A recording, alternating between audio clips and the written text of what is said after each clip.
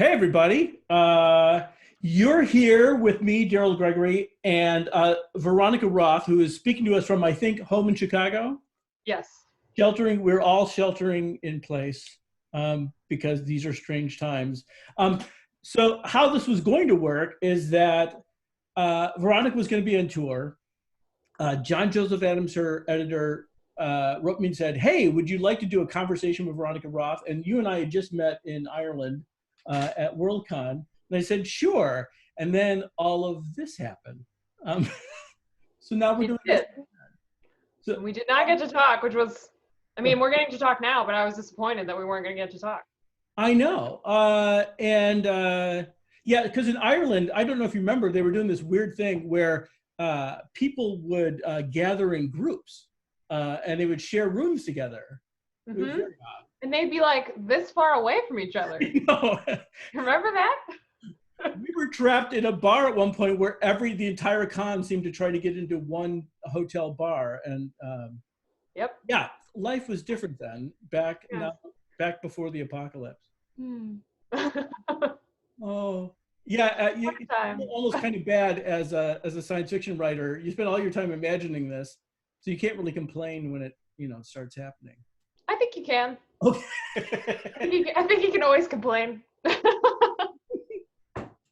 Just as long as you understand the context of your complaining, I think. Right. Like, I think people aren't dying here. Like, I mean, people are dying, but not in my house, and that's good. But also, I'm still bummed when it snows here. So. Oh yeah. One of the things we're going to talk about is Chicago, where I grew up. You grew up. And because now I'm in Oakland and it's usually like sunny and warm all the time, and people here will say, oh, the weather's turning terrible. I'm like, well, because it hit 60? Like, you people are the weakest flowers in the garden. I know. It's like when it hits 50 degrees here, I'm like, shorts? Should I wear shorts? Right. Everybody go outdoors. This video, if you're watching it now, you may have found it on locusmag.com. Locus magazine is the magazine of the science fiction field and the community, and I am beholden to it. I've been a subscriber for like 30 years, just to show my age. It is still a print magazine. Print magazines are a thing that still happen. Maybe not for much longer. We'll see how long, how the economy does with all this nonsense. Yeah, and just how are paper supplies affected? Right. Well, especially I wonder. Let's talk about that a little bit. So, is this affecting? One, it's affecting you because you had to not do the in live tour, and you're doing this kind of thing instead. Is there other stuff that's been changed that's different with the? Oh yeah, I mean, not to get too nitty-gritty industry stuff, but there's like over half the Barnes and Nobles are closed, so discoverability of new books is low. So mostly, I think the consumer behavior is to return to what they already knew or had heard about before. And then like bookstore stuff, airport bookstore stuff is what I mean to say. Oh, like, right. That's gone. So there's a couple, and it's not just me, it's any book that has come out in this time frame. It's not the best time to have anything new emerge, but I don't know, it's important anyway. People need to read, and they need escapist reading too. So, right. No, I was surprised to hear that audiobooks had also tanked. I was like, why would audiobooks? And then I realized, oh, it's people aren't commuting. Oh, you're right. Yeah, I hadn't thought about that. Yeah, so an editor friend of mine was talking about this, how audio is tanked, and and hardcover books have tanked, and right, they're just harder to get. So electronic is kind of it right now. So everybody who's listening to this, download, if you haven't already, go get your copy of The Chosen Ones by Veronica Roth. Oh, here, wait, I'll Vanna White it. All right, Vanna White this. Here, we'll mirror. Oh, lovely, yes. That's what it looks like. Do you have a favorite store that you would like to recommend where people can go get this book, either have it mailed to them or download? Well, I have a few in the Chicago area. the bookseller is a great place that has my book in stock, and yeah, and the Bookstall and Anderson's, and gosh, Women and Children First is another great Oh, right, right. area. Yeah. So this, when we But arrive back to Chicago, everybody yeah. goes. And if you don't know what your local indie is, indiebound.org is where you can find out, or you can go to bookshop.org, which sales through that site benefit independent bookstores. Excellent. Yeah, I love the bookseller. When I was on tour, they made a cake of my cover. Yes. I was like, you guys Oh, are cool. great. And it had the decollage pages. You've got the pages here, and it was like, oh, this is the best thing ever. I know, they're awesome. And also, how do you eat that cake after? I mean, you were traveling probably, so you didn't eat much of the cake, but I had that cake for like a week. Oh, like, really? I don't know. I had to leave it behind because I mean, my sister lives in Chicago, and we took a chunk of it and we took it to her house. But mostly we had to leave it behind and just hope people would eat the cake. Yeah, because it's like, and then you'd be like, you know, for you, I don't know if they had, if they did the back of your book, you'd have to eat your own face. So it's probably good that you only had to eat the cover. I don't know what it symbolizes or anything. Maybe it's like, you know, it's a Buddhist practice, maybe. Yeah, like the consumption of the self. I don't know. So I grew up in Chicago, and where? So I grew up in Darien. So here's the thing that happens with Chicago people. You say, I grew up in Chicago, and then they said, well, I grew up in Chicago too. And you go, well, I'm not really in Chicago. I was actually grew up in Darien, like western suburbs in Chicago. No, me too. Chicagoland, you know. Yeah, the Chicagoland area, as they call it, which I find to be a redundant phrase. But I grew up in a northwest suburb called Barrington. So I too am not really from here. I know people in Barrington. And yeah, so Darien was like western suburbs near like I-55 and Route 83. So south. Oh. Yeah, right. Like by Naperville, sort of. East of Naperville, keep going down I-55 toward the city and get to Darien. You'll pass through it. It's one of those things. I grew up in the suburbs where it was one of those cities that didn't have a downtown. It was like a collection of residential areas and a Kmart and a bunch of fast food places. And so if you were going to do anything cultural, you had to go to a real town like Downers Grove, or feel like you were in a town, or go into the city. Yeah. Mm-hmm. What was your relationship to the city when you were growing up in Barrington? Well, Barrington does have a downtown area. It's very cute. It had a very cute movie theater, which I think has shut down. But anyway, so I would go to the city for most field trips, school field trips. So it was kind of like the glittering, like wonder off in the distance. So it was like a fun place and a beautiful place, but not home exactly. Right. Not until I got older. Yeah. No, when you're older and you discover it again, it's incredible. But you're right. I had the same experience where you're always going to, you know, the Field Museum of Natural History, the Museum of Science and Industry, the Shedd Aquarium, over and over and over again, every field trip. All these, for other folks who haven't been there, they built all these giant classical style buildings. I think they all go back to the World's Fair. And I know you did a lot of research about architecture for Chosen Ones. I mean, one thing I want to say real quickly, one thing I love about this book, it's kind of a love letter to Chicago. So one reason we're talking about Chicago is I just love, I love Chicago, and I love that you wrote so lovingly about it. But yeah, tell me about some of the research you did for architecture about the book.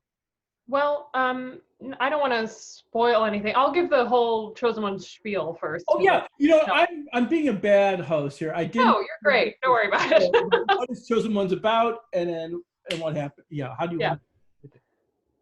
So Chosen Ones is about a group of people who saved the world from a kind of Dark Lord figure known as the Dark One when they were young. And it's 10 years later now, and they're the most famous people on Earth, and they are still dealing with the repercussions of what happened 10 years before, both psychologically and literally in the world around them. And my main character is Sloan, who's sort of the prickliest of the 5 of them.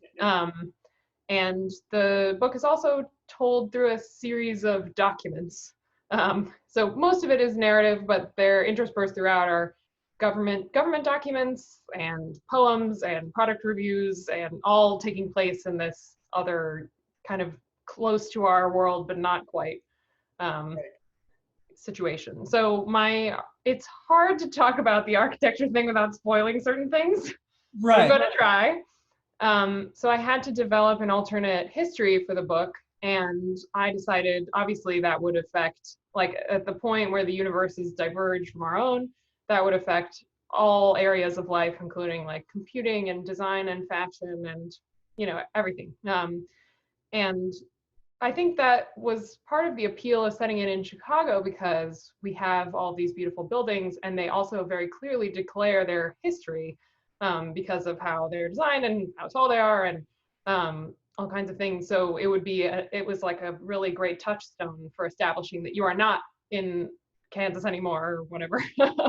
Right. You're in a different place. Yeah. No, I thought it was great as a person who grew up in the area.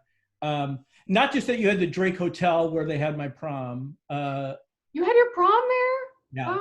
Oh, my parents got married there. I mean, my really? dad and my mom. Yeah. Mm-hmm.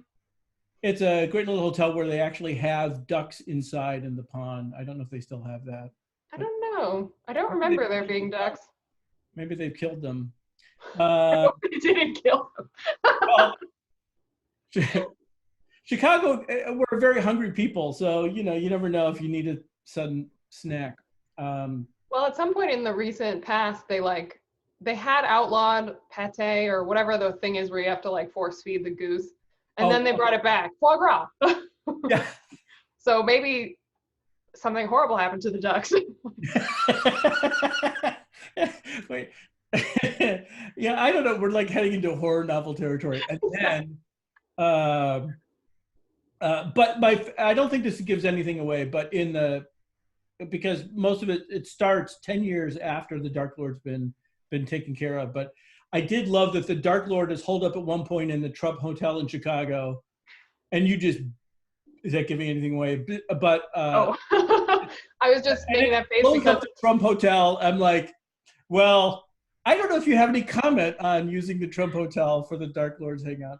So it's not just for the reason that you might expect, which is that I decided to abandon all subtlety. I was just like, screw you. But partly it's that I have always, even before he was president, hated that building. And the reason is because Chicago has an iconic skyline with the Hancock building on one side and the Sears Tower on the other side. And he built the Trump Tower right smack dab in the middle. And it's almost as tall as the Sears Tower. And then the arrogance of it, and it just makes me crazy. And then earlier, like 2 years ago or something, they finally put up the giant, like 2-story high letters that say Trump. And I was just like, I hate you. So I decided to blow it up. See, I think that's a great move. I mean, this is one of the few things we have available to us as artists is to. That's right. Stuff that we hate. There's some trivia thing about the Godzilla movies.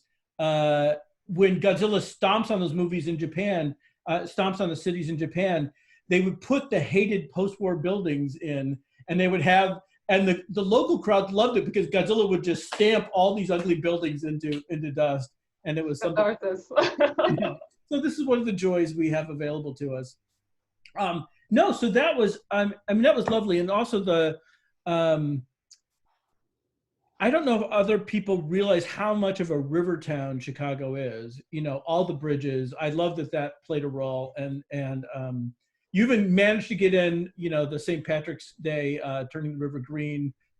Awesome. I was so sad they didn't do it this year, right? Because of the. Yeah, they had to cancel the whole thing. Like it was in that weird week when we all thought maybe things could still be kind of normal, and then we abruptly realized that they could not. So originally Lori Lightfoot, our mayor, was like, just going out in the parade is fine, just try and stay away from each other. And then 2 days later she was like, no. No one goes to this parade is over. So yeah, I don't know if you've been to the parade, but vomiting plays a role, and so maybe we should all just stay home. I have stayed inside for St. Patrick's Day for my entire life, so it's also my brother's birthday, so that doesn't help. Poor Carl. It must be weird to grow up thinking, where are these people drunk for my birthday all the time? Yeah, he learned his innocence was lost. So yeah, so I mean, so the one we had, I solicited questions on Twitter. We have a question from Nicholas La Riviere, translated probably as Nick Rivers. He's like Mr. Beef or Portillo's. So the question for those outsiders is, have you had Italian beef? Do you have a favorite Italian beef? Well, I like what? Go ahead. Sorry, what? No, I was going to say, like, you made a face. I thought, oh wait, you're a vegetarian in Chicago. You're okay. Oh, you've been in Oakland too long. Okay. That's a California kale thing. All right. No, I'm not a vegetarian, but I don't love Italian beef. But if I had to pick, I would try it at Portillo's. Like that would be the first place I would go, because then I could get the crinkly fries at the same time, right, and a hot dog. Yeah, my kids, I raised them in Pennsylvania, but as Chicagoans, sort of like you raise somebody in the religion of your homeland. And so we had Chicago hot dog parties with very strict rules about the construction of the Chicago. Celery salt, mustard, relish, no ketchup. No ketchup. And we got a Portillo's care package in that had all the fixings with the sport peppers, the hard to get stuff, and the radioactive relish. Yeah, it's like so green. It's like it's a shade that normally food should not be. It's oscillating in some frequency that is barely perceptible to the human mind. You know, we're not known for our subtlety here in the Midwest. No. So. Well, like my favorite meal probably is, I love Italian beef, but you can get this thing in Chicago called the combo. And the combo is you put an Italian sausage in the Italian beef bun, and then you put the beef on top of it. So in Chicago, meat. That's so gross. It's so wrong. But it's like, I would like, what would you like with your meat? I would like more meat on top of the meat, and then throw some hot peppers on there. I'd like to dip my meat in a meat sauce of some kind. Oh, right. That would be great. Right. And then there's the dip, which is a big part of the Italian beef experience. Yes. Yeah. Are you a stuffed pizza fan, or do you like the cracker crust? Do you like what's your pizza choice? So I prefer the flat pizza cut into squares in general. But because I think of the deep dish pizza as like a cheesy tomato pie. It's not really like pizza to me. So sometimes I'll want it, but it's not. Casserole. Yeah. Yeah, it is like a casserole. But I also was born in New York, like Scandal. Right. But I only lived there for a year of my life, so I don't remember it. But my family grew up with like our pizza ideal was the New York pizza. So it took me a long time to love the flat kind, but I do actually now. So. One of my top 10 meals ever, and this is just about placement, like it was, sometimes the universe delivers the perfect food at the right time. And I was at the Nebulas, and we're in Manhattan, and it's late at night, me and my friend Jack, great writer, Jack Skillingstead, it's 2 a.m. and we're like, now we've been drinking and we're starving. So, and everything's closed, and we walk outside, and within half a block, there's a guy making slices in New York, for like $1.50. We're street like, pizza. Oh my God, the street pizza is so great. When you're hungry, that little hot piece of goodness, so good. I feel ya. Yeah. I'm sorry, this has nothing to do with your book. Like, we're all right. We'll get back to your book. Okay, so I'm a huge fan of, and one thing I really love about this book is the story that comes after the story. I'm a huge fan of that, and I loved this opening where it's 10 years after what happens after the Dark Lord's finished, and now what do you do with your lives? And I love the whole opening section where you're just sort of going through triggering out how everybody sort of adjusted after the fact. What did you want to get across? Like, what did you want to say about Chosen One stories and, opening the book like that?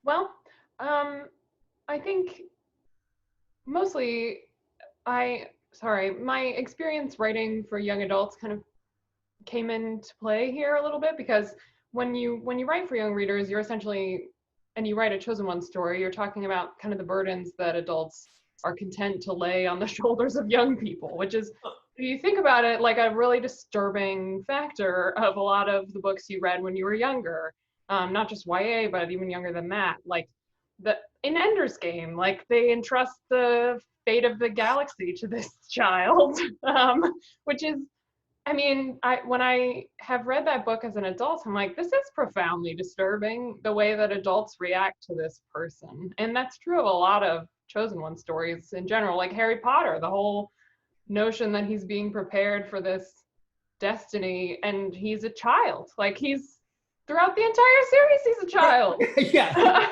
Like, what's your problem, Dumbledore? Yeah, Anyway. I know you're supposed to be great Dumbledore, but it kind of feels like you're just sending people into the maw of death. Yeah, and he kind of does it with like incomplete information. It's like, the more you think about it, the worse it gets.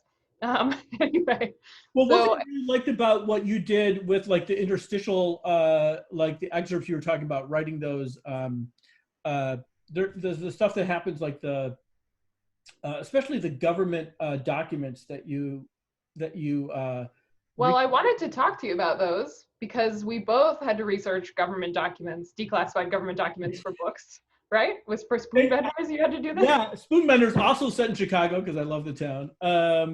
And yeah, I also went looking at those documents. Like for me, a lot of that was MK Ultra, and I know you hit a lot of the MK Ultra documents. Yes.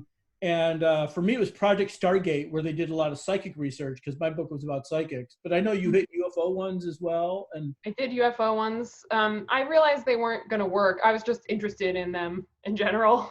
But they're really kind of anticlimactic. The UFO ones are basically like, we're pretty sure it was Russia, and then actually it was no one, and it's fine. It's like the conclusion of those documents.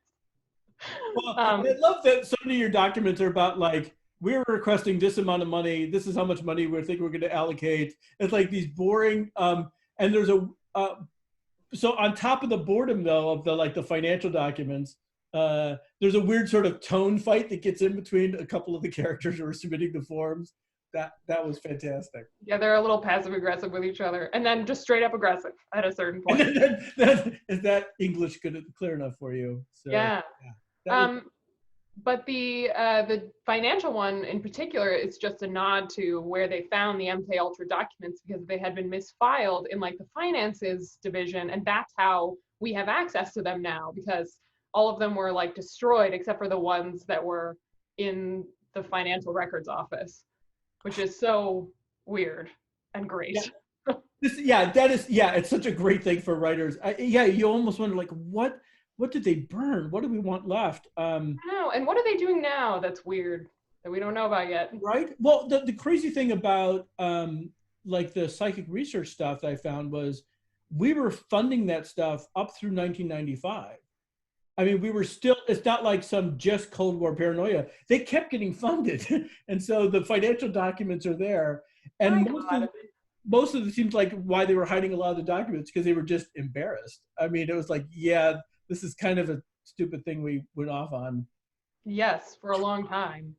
The Stargate ones were like not quite as applicable. So for me, I had to pick MK Ultra. I mean, partly because I was interested, but also partly because it was like kind of a clandestine whole program. So I figured that kind of worked with the chosen one group idea. So it's like an ongoing program that requires both background research and like process moving forward stuff. So it was the perfect fit. But I did read some of the Stargate stuff, and it's just like, if I don't know. I love it. I know, it's like, and it's so layered in bureaucraties, however you say that. Yeah. Mm-hmm. It's like the story is just buried in like in the most boring form possible, to extract. Like, wait a minute, they really thought though that Uri Geller was moving stuff in that laboratory. Okay, all right, it's sort of Yeah, they really did. There. But what I loved about your documents was the sub-story they tell, not only for the world building stuff, which is awesome, but also to go back to the thing you were saying about Ender's Game, the level of manipulation to keep the chosen ones in line, moving forward with what they wanted. Yeah.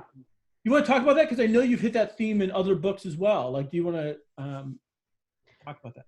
Well, I think it's kind of a natural part of adulthood to realize that, like, the people around you who you regarded as your heroes or your parent figures, that they're actually deeply flawed and then also have their own aims.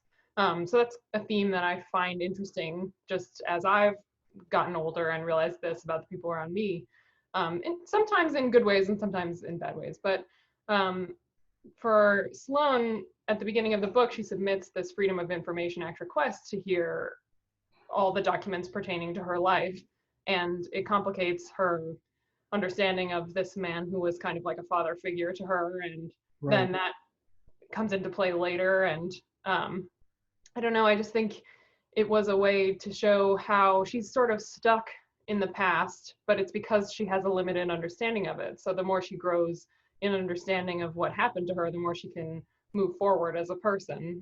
So it was kind of a crucial part of her character development, as well as a way of telling us, you know, what did happen 10 years before, without like going into endless flashbacks, which I wanted to avoid.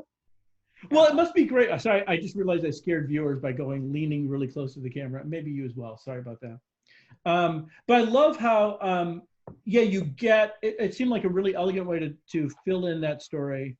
And it's, yeah, and it is really alarming. It's because, you know, because there's so many similar Chosen One stories, we don't need all the details. So those snippets sort of summon an entire book that we've read somewhere else without having to just read the book. And it's very generic. Like it's, I mean, that was kind of on purpose, to be like, a little bit funny. call him Dark Lord, right? We're just gonna, Whatever he's called.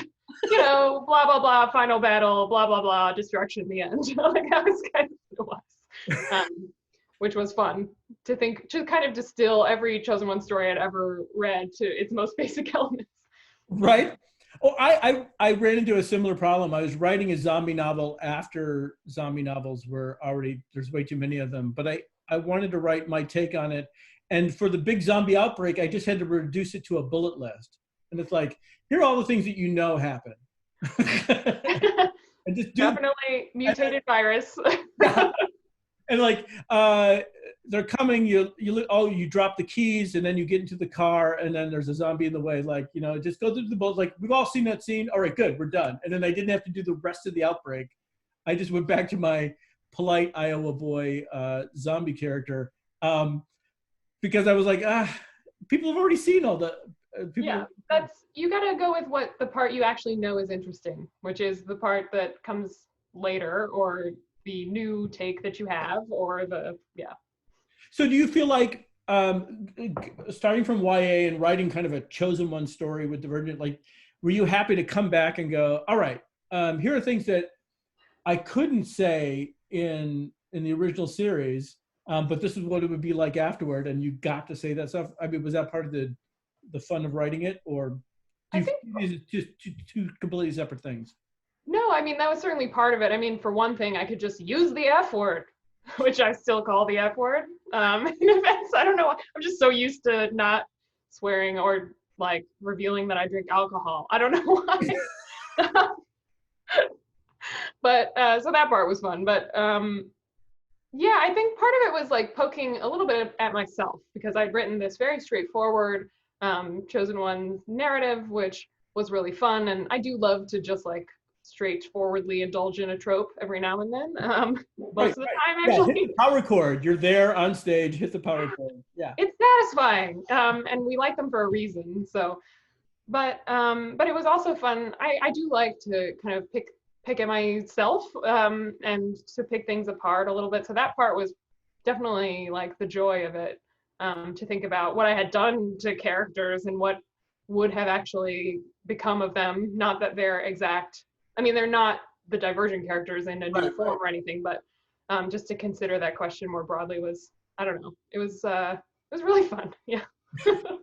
Did you have to figure out, did the rules, and this may be too much for the audience, but did you have to figure out the rules for sex too? Like, did you decide like, oh, for adults, like I can go this far, or it's like, or you're not, or like you personally are like, nope, I was already doing exactly as much as I wanted to do anyways. Yeah, no, if you read broadly in YA, you discover that really anything goes. It's just that it depends on the context. So a really dark contemporary YA novel has like no limits at all about language, about violence, about nothing. So, but if you're writing like super commercial, like genre, like fantasy and YA, then you maybe have to be a little like navigated a little more carefully. So, Right. I didn't really think about it. I just like have always written what I thought was best for the story and what I'm interested in. And sometimes, I don't know, it just doesn't involve being Yeah, very graphic. I had a weird thing with my first novel, and my kids were old enough to read, and I had a sex scene in it, and I was, and they're like, "We want to read your book." I'm like, "Okay, okay." So here's what we'll do. I put at the top of the page where it starts. I'm like, skip starting here, and then they could flip forward until they saw the word resume written at the top of the page. Not that they're not going to actually read it, but what we both wanted was deniability. Yeah. Both sides of the parental equation wanted to be able to say that you've not read your father's sex scene. I think that was a really important thing. I think that is understandable. And also, you might be surprised. I think a lot of kids who read are avid readers, they skip what they're uncomfortable with. So it's helpful for you to tell them what that is. If they want to skip it, they start to read it and they're like, not so much. I'm going to move on. Well, this has been lovely. Do you have a lot more virtual touring to do? I did most of it like last week when the book came out, but I have a couple more virtual events. And I mean, if anything, it's just like a way to occupy yourself as an author at this time. So like, here I am, here's my face, I'm going to talk about writing. So I will be all over the internet, but I'm also on Instagram pretty regularly at V Roth Books if anyone wants to find me. Okay, right. And you're on Instagram, and you're not on Twitter, or you're? I'm not. Because I went looking. I was going to when I was tweeting today, I was going to mention you, and I thought, oh wait, these are only Veronica Roth fans accounts. Oh, are there? I haven't looked. Yeah. Yeah, there's like, and they put your face sort of in it, and but they. Oh, that's unsettling. We're a fan, and then one of them was maybe the president of the Veronica Roth Brazilian fan club, because it was all in Portuguese. Oh, that's cool. Yeah. So they're out there. And I want to say too, congratulations. I don't know if we'll edit this out if we can't say it, but congratulations on hitting the New York Times bestseller list. Yeah, thank you. Fantastic. Awesome. Very exciting. Yeah, especially in such a weird time. I was like, I don't know what to expect, but it was very, very nice. Right. Yeah. It's nice that you're getting some win out of this. And like you said before, I mean, people need to read things while we're all bunkered here alone. And I was really happy to have your book as part of my bunker experience. So I'm glad it could be there with you this time. Okay, folks, you can look for this on, you'll probably have already found it on locusmag.com. And this is great, Veronica. Let's, at some point when we're allowed to come out of our houses, we'll actually talk in person again. Yeah, that sounds good. Awesome. Thanks. Yeah, thanks a lot.